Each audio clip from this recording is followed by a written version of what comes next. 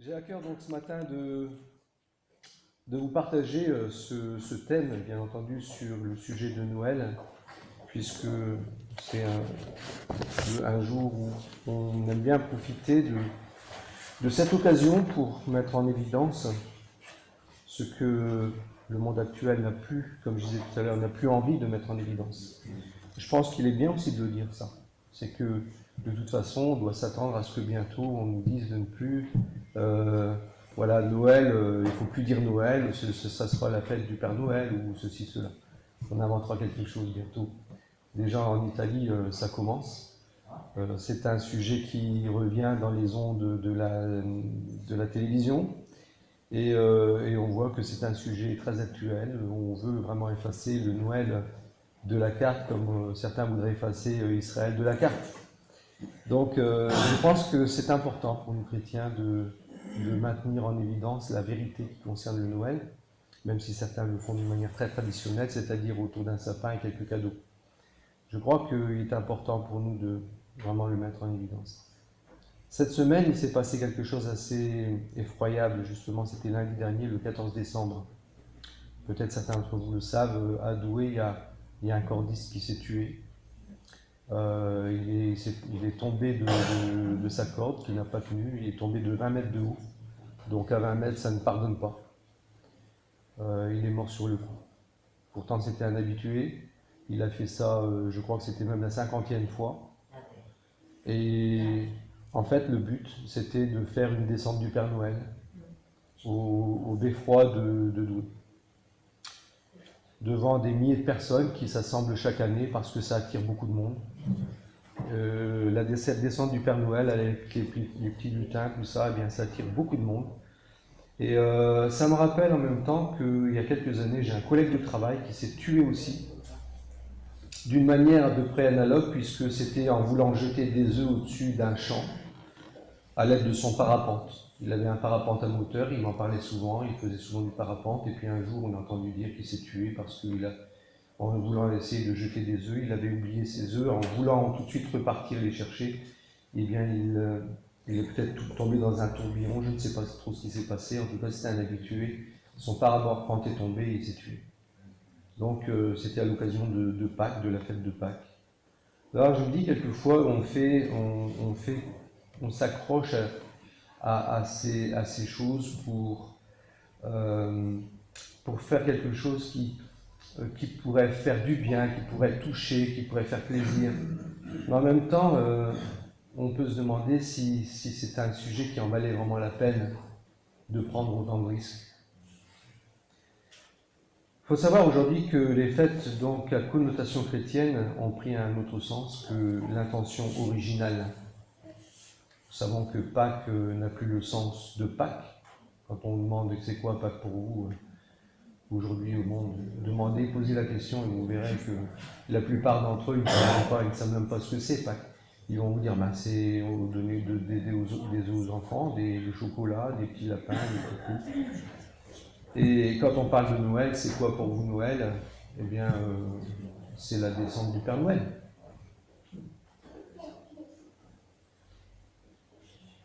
Est-ce qu'il faut être surpris par cette tendance de ce dernier siècle? Parce que c'est surtout dans ce dernier siècle qu'on voit apparaître ces choses, cette tendance à vouloir transformer le sens originel de ces fêtes. Il y a aussi dans l'esprit de nos dirigeants, du Parlement européen en particulier, vous le savez pour la plupart, une volonté manifeste d'effacer tout ce qui peut avoir une relation avec Dieu. D'ailleurs, le mot Dieu, vous savez, n'apparaît même plus dans la Constitution. Loin de ce qu'a fait Napoléon, qui s'est servi de la Bible même pour écrire les droits de l'homme, aujourd'hui on ne veut même plus entendre parler de Dieu dans la Constitution européenne. Et non seulement ça, on ne veut même pas entendre parler d'une foi judéo-chrétienne qui a existé, qui a fait ce que la France est devenue aujourd'hui, ou l'Europe est devenue aujourd'hui. Des prétextes, eh bien, on en trouvera facilement. On dira que c'est à cause de l'intégration des musulmans en Europe. Il faut les aider, donc si on n'enlève pas ces fêtes, eh bien, ça ne les aidera pas à s'intégrer. Vous avez compris? J'ai entendu dans une chaîne en Italie. Donc, j'invente rien du tout. La véritable raison, nous dit la Bible, c'est la suivante. Dans 2 Timothée chapitre 4, verset 3, j'aimerais bien d'ailleurs qu'on puisse le lire ensemble avec l'écran. 2 Timothée 4, verset 3.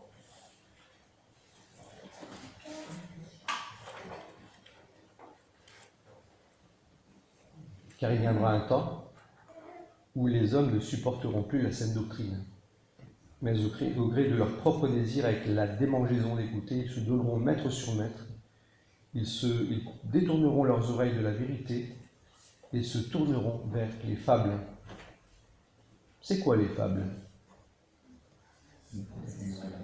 C'est des contes, c'est des choses qui nous font rêver, qui sont inventées, qui font rêver, mais en même temps qui ne nous dérangent pas du tout. Il ne faut surtout pas que ça nous dérange. Ça nous remette en question quelque chose de nos habitudes qui pourraient être mauvaises.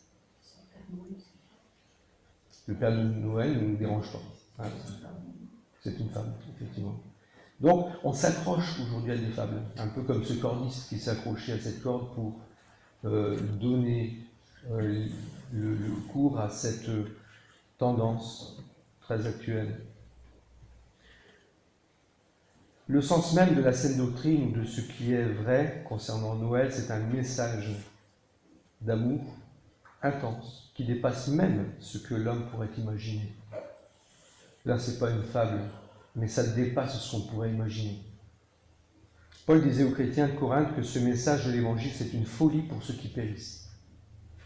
Ben oui, parce que pour ceux qui périssent, c'est-à-dire que pour l'homme naturel qui ne veut pas y croire, eh bien, c'est une folie. Mais en même temps, il périt dans sa non-croyance. Un autre verset du même auteur, Paul, dans Corinthiens chapitre 2, verset 14, il dit que « Mais l'homme naturel ne reçoit pas les choses de l'Esprit de Dieu, car elles sont une folie pour lui.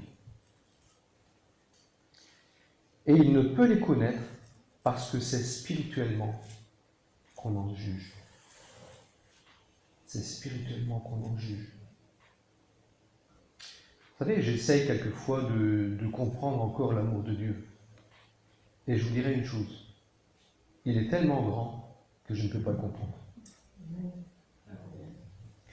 Mais c'est pas parce que je ne peux pas le comprendre que je n'accepte pas. Le fait que Dieu ait envoyé son Fils sur terre, un Dieu qui se fait homme, qui prend la forme d'un homme, ça dépasse mon raisonnement. Mais Dieu me le dit. Et puisque Dieu me le dit, j'y crois. Parce que Dieu ne ment pas, tout simplement. Dieu est vrai, il dit la vérité. Et j'ai tout intérêt à le croire, parce que s'il m'aime, il va me dire la vérité. Amen? On est d'accord là-dessus.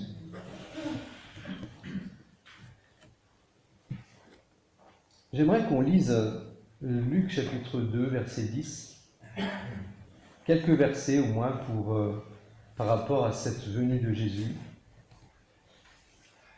Je voudrais au moins focaliser sur ce qui s'est passé pendant quelques instants.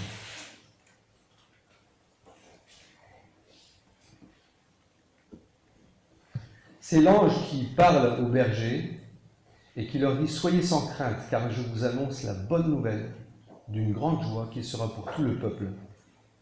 Aujourd'hui, dans la ville de David, il vous est né un sauveur qui est le Christ, le Seigneur. Et ceci sera pour vous un signe.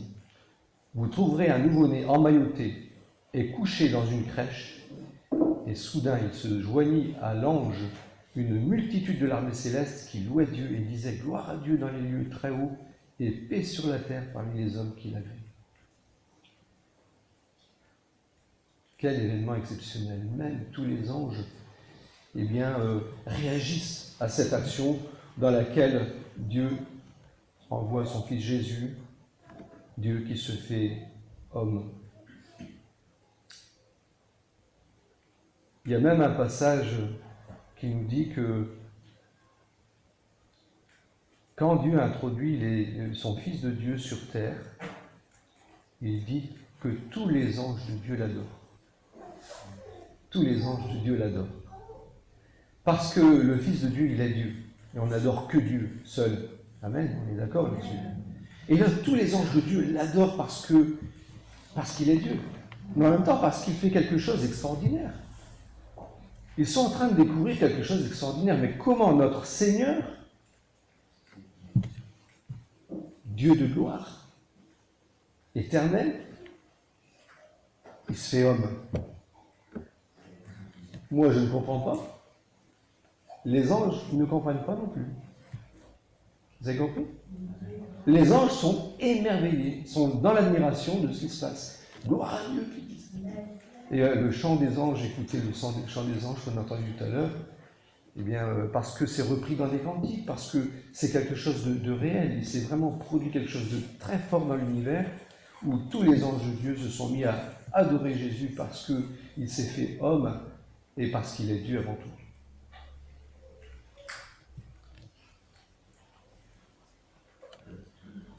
On peut voir dans cet acte un pas immense, parce que le Dieu de l'univers, le créateur de l'univers, est né d'une vierge. En plus, naître d'une vierge, bien entendu, c'est impossible aux hommes. Mais c'est aussi conforme à la prophétie, puisqu'il est dit dans Ésaïe, chapitre 7, qu'un jour viendrait l'Emmanuel, le Dieu avec nous, celui qui s'appelle Emmanuel, Dieu avec nous, et qui viendrait d'une vierge. La jeune fille ou la vierge sera enceinte, et elle enfantera un fils dont le nom s'appellera Emmanuel. Donc on voit ici une réalisation de la prophétie, mais en plus, dans une étable, il aurait pu choisir un hôtel quand même, quelque chose de bien. Pour l'époque, ça devait exister quand même. Eh bien non, le Seigneur, il accepte de s'humilier à fond, mais à fond. Et ça ne s'arrête pas là.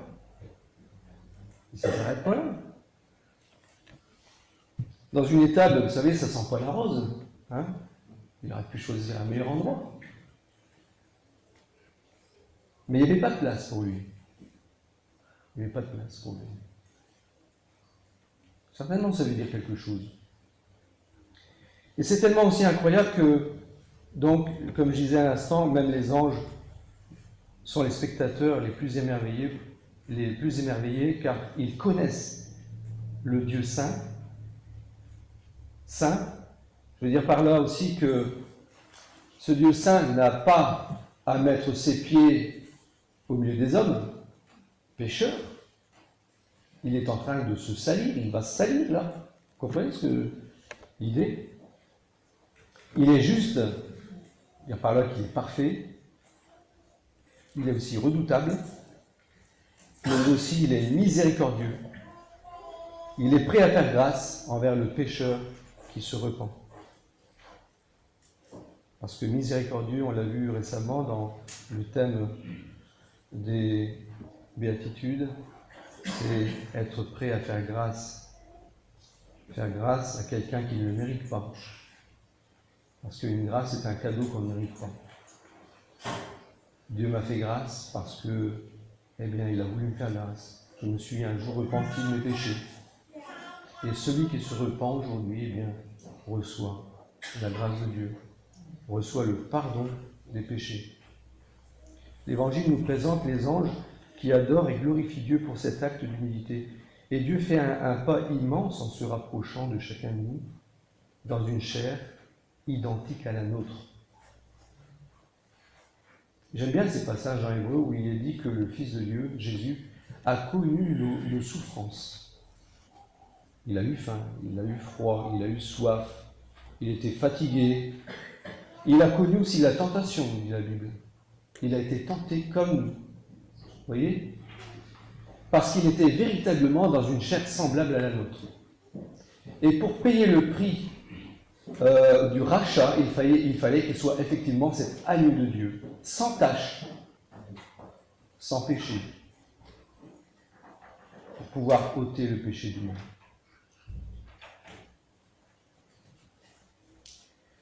Parce que le véritable problème, et la raison pour laquelle Jésus s'est fait homme, c'est pas pour qu'on fasse juste une fête. C'est pour qu'on reconnaisse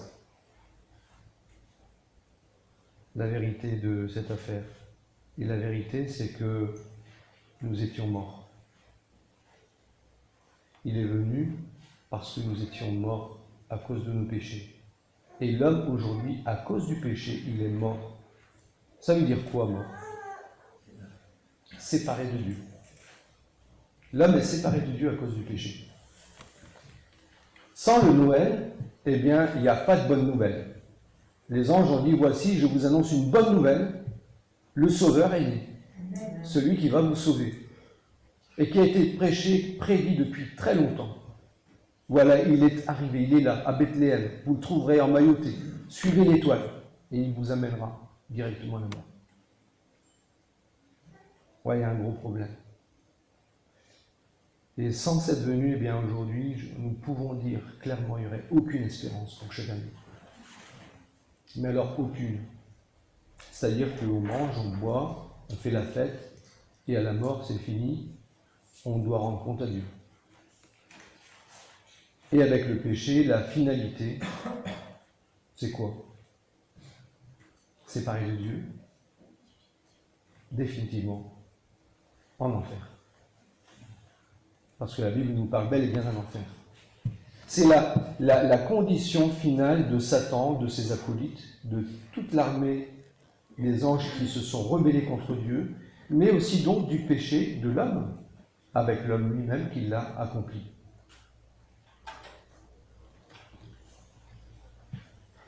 Romains chapitre 3, verset 23 nous dit qu'il n'y a pas de distinction, tous ont péché et sont privés de la gloire de Dieu. Donc, à cause du péché, il y a vraiment ce problème, c'est que chacun de nous sommes privés de la gloire de Dieu.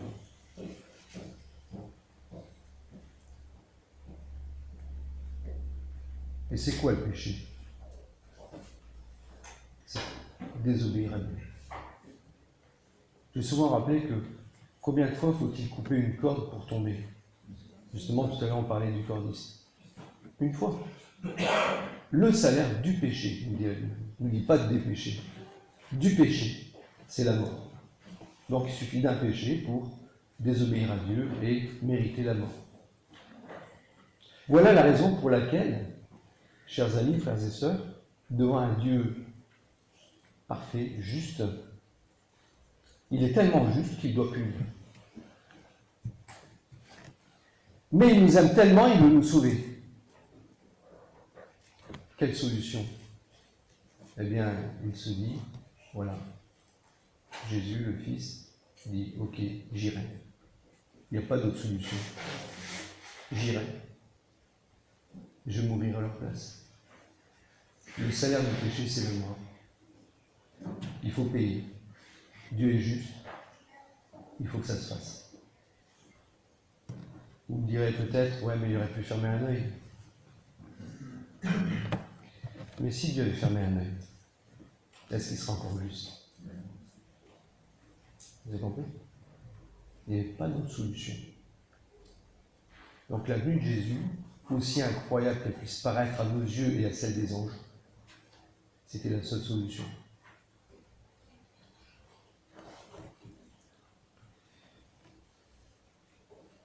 Le problème de fond, le péché, d'où vient-il? Il vient d'un choix humain de désobéir à Dieu. Et Jésus nous donne des précisions. Il dit dans Matthieu chapitre 15, verset 19, « Car c'est du cœur que viennent les mauvaises pensées, les meurtres, les adultères, les fornications, les larcins, les faux témoignages, les blasphèmes. Parce qu'avant de l'accomplir, on y croit et on veut bien le faire. » Vous êtes d'accord avec moi? Ça ne se fait pas tout seul. On choisit de le faire. C'est un choix pleinement délibéré. Dieu ne nous a pas créé des robots, il a fait de nous des hommes libres. Et on choisit d'obéir ou de désobéir à Dieu. De suivre ses commandements ou de faire le contraire. La finalité du péché, donc, eh bien, j'aimerais lire ce passage d'Apocalypse, chapitre 21, verset 8. On vient de voir que tous sont péchés, sont privés de la gloire de Dieu. On vient de voir qu'est-ce que c'est le péché. on va voir aussi la finalité du péché. Je pense que c'est important d'en parler, parce que si on n'a jamais compris l'histoire du péché, je vous dirai une chose, moi, si je n'ai pas de péché, je n'ai pas besoin de sauveur. Vous êtes d'accord? Si vous croyez que vous pouvez rouler avec votre voiture sans huile, vous pouvez. Ah oui, vous pouvez. La différence, c'est que vous n'allez pas faire beaucoup de kilomètres. Mais vous pouvez le faire. Vous allumez votre voiture sans huile, elle va s'allumer. Vous n'irez pas loin. L'important, c'est de reconnaître la vérité concernant une situation. Je suis pécheur, j'ai besoin d'un sauveur. Pour les lâches, nous dit ce verset, les incrédules, les abominables, les meurtriers, les débauchés, les magiciens, les idolâtres et tous les menteurs, leur part sera dans les temps brûlants de feu et de soufre. Cela, c'est la seconde mort. On a parlé de mort, séparation d'avec Dieu. Mais la seconde mort, c'est la séparation éternelle d'avec Dieu. Mais ça se passera dans un étang de feu, nous dit la Bible. Et je n'ai pas le droit de vouloir faire dire à la Bible quelque chose d'autre qui m'arrange, qu'on n'a pas envie d'entendre. Parce qu'il ne faut pas non plus... il faut être politiquement correct, c'est-à-dire de dire les choses qui plaisent aujourd'hui. La Bible nous dit au verset 27, « Il n'y entrera rien de souillé, ni personne qui se livre à l'abomination et au mensonge, mais ceux-là seuls qui sont inscrits dans le livre de vie de l'agneau. » On parle ici de la Nouvelle Jérusalem qui fera partie de ce nouveau ciel et de cette nouvelle terre. Il n'y entrera rien de souillé. C'est clair et net. Vous êtes d'accord avec moi? Est-ce que c'est clair? Moi, je n'ai pas à interpréter quoi que ce soit. En même temps, en reconnaissant le fond du problème, je comprends que la gravité est tellement grande qu'il faut une solution incroyable, très grande. La chose est tellement importante, puisqu'il s'agit de l'éternité. L'éternité, ce n'est pas 1000 ans. C'est des milliards et des milliards d'années qui s'ajoutent et qui se terminent jamais. C'est tellement grand, tellement important, qu'on peut tout à fait comprendre un acte aussi grand que Dieu se fasse homme et qu'il aille jusque, vous le savez bien, jusqu'à la croix pour porter nos péchés. 6 mois avant la venue de Jésus, sa naissance, Jean-Baptiste était né. Son père Zacharie a prophétisé sur le rôle de Jean-Baptiste en disant, et on le lit dans Luc chapitre 1 versets 76 à 78, il dit ceci, Zacharie, à propos de Jean-Baptiste, « Et toi, petit enfant, tu seras appelé prophète du Très-Haut, car tu marcheras devant le Seigneur pour préparer ses voies, pour donner à son peuple la connaissance du salut par le pardon de ses péchés, grâce à l'ardente miséricorde de notre Dieu. » C'est pareil que le soleil levant nous visitera d'en haut. Donc c'est Luc chapitre 1, versets 76 à 78.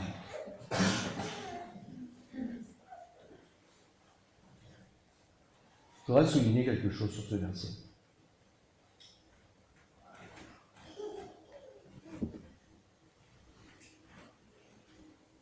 Le verset suivant.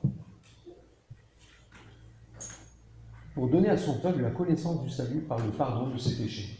Amen. Gloire à Dieu.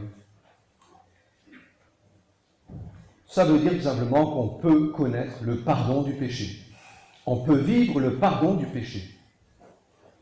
À cause de l'ardente miséricorde de notre Dieu, nous dit le verset suivant. La bonne nouvelle de Noël, c'est qu'il y a un chemin vers le pardon de Dieu pour tous les hommes, parce que Dieu, dans sa miséricorde, nous éclaire de sa lumière afin que chacun puisse reconnaître et abandonner son péché. Parce que Dieu nous révèle cette vérité, nous révèle le problème, mais en même temps, il nous révèle qu'il y a une solution. C'est la grâce de Dieu, c'est le pardon des péchés. D'ailleurs, le prophète Ésaïe, il en parle aussi dans plusieurs prophéties concernant sa venue, son sacrifice et aussi la cause de ce sacrifice. Dans Ésaïe chapitre 9, verset 5, il est dit « Car un enfant nous est né, un fils nous est donné, et la souveraineté reposera sur son épaule. On l'appellera admirable, conseiller, Dieu puissant, Père éternel, prince de la paix. » Prince de la paix. Vous voulez avoir la paix dans vos cœurs aujourd'hui? Amen. Ce n'est pas l'homme, ce n'est pas les politiciens qui vous la donneront. Ils vous parleront de paix, ils feront des alliances de paix, nous dit la Bible. Mais la vraie paix, c'est celle que vous vivez avec Dieu. Et il n'y a pas de paix pour le méchant, nous dit la parole de Dieu.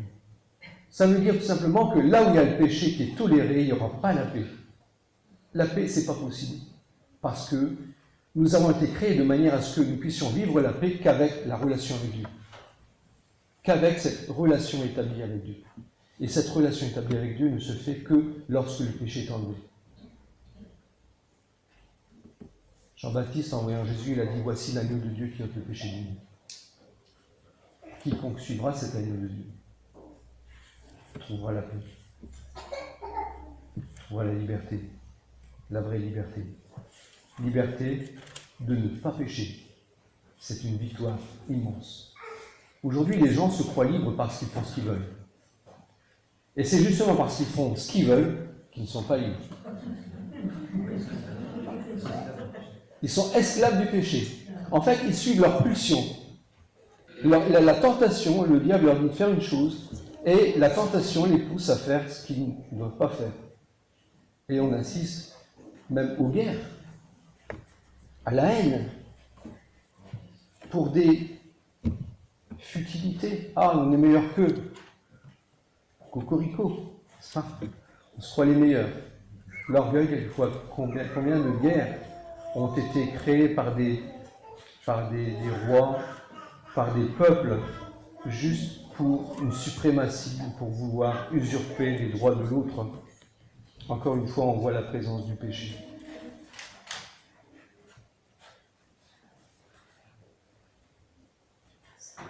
Dans Ésaïe chapitre 53, verset 3, on a une autre prophétie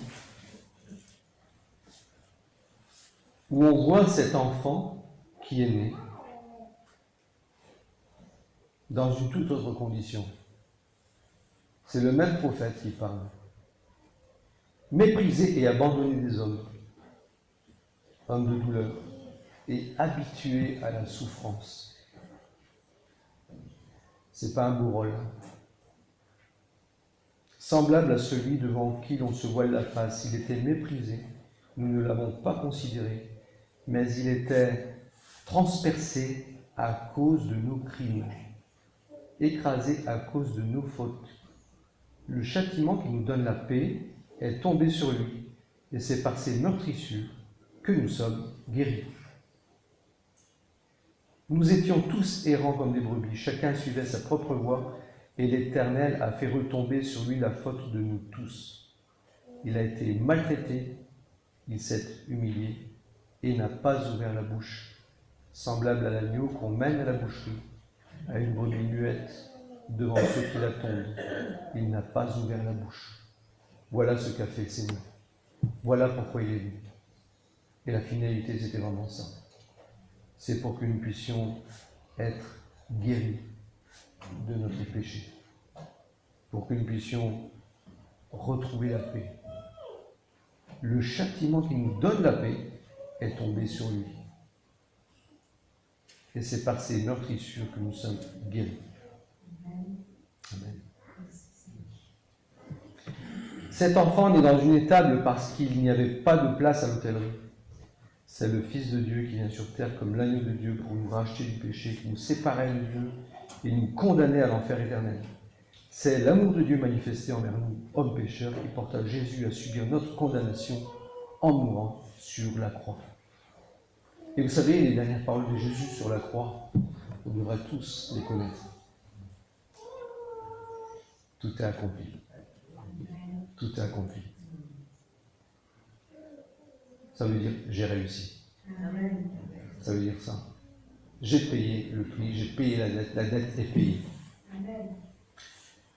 Ça veut dire aujourd'hui que quiconque croit, met foi à cette vérité-là, accepte Christ dans sa vie. Jésus, tu n'es pas seulement venu à Noël pour faire bien, mais je crois que tu es venu pour moi.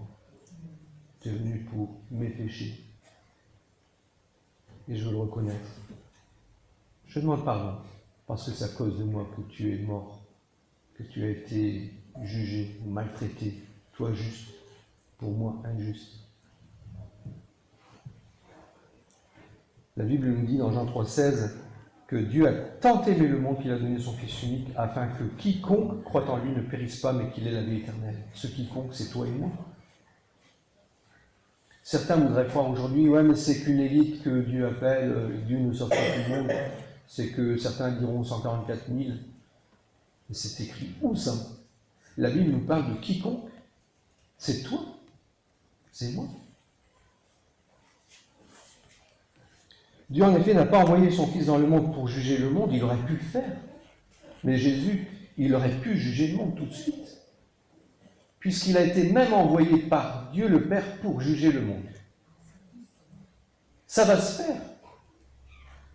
Mais il est d'abord venu non pas pour juger, mais il est venu pour sauver. Il le dit lui-même aux pharisiens. Il dit, je suis venu non pour perdre, mais pour sauver.